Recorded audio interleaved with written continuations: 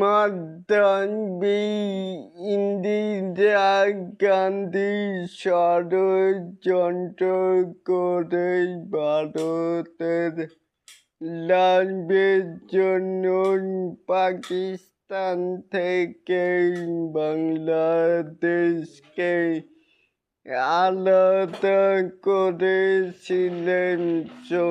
বন্ধুরা রয়েছি এলেন আপনাদের সাথে, তাহলে আসুন আমাদের মূল টপিকে।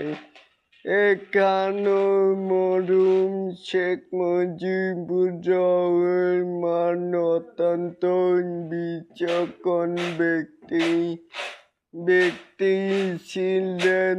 তিনি পূর্ব ও পশ্চিম পাকিস্তানের বিভাজনে চাননি।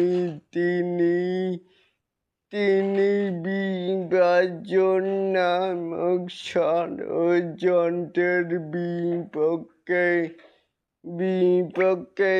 ছিলেন।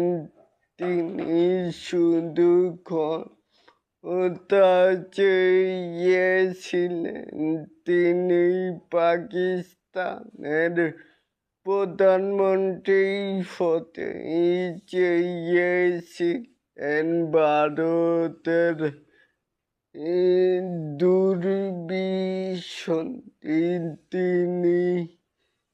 তিনি ভালোই বুঝতে পেরেছিল।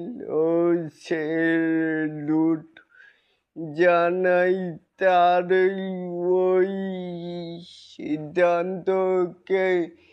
তাহলে এটাকেই আপনারা কেমন করে দেখছেন? চাইলে কিন্তু নিচে থাকা কমেন্ট বক্সে জানাতেই পারেন।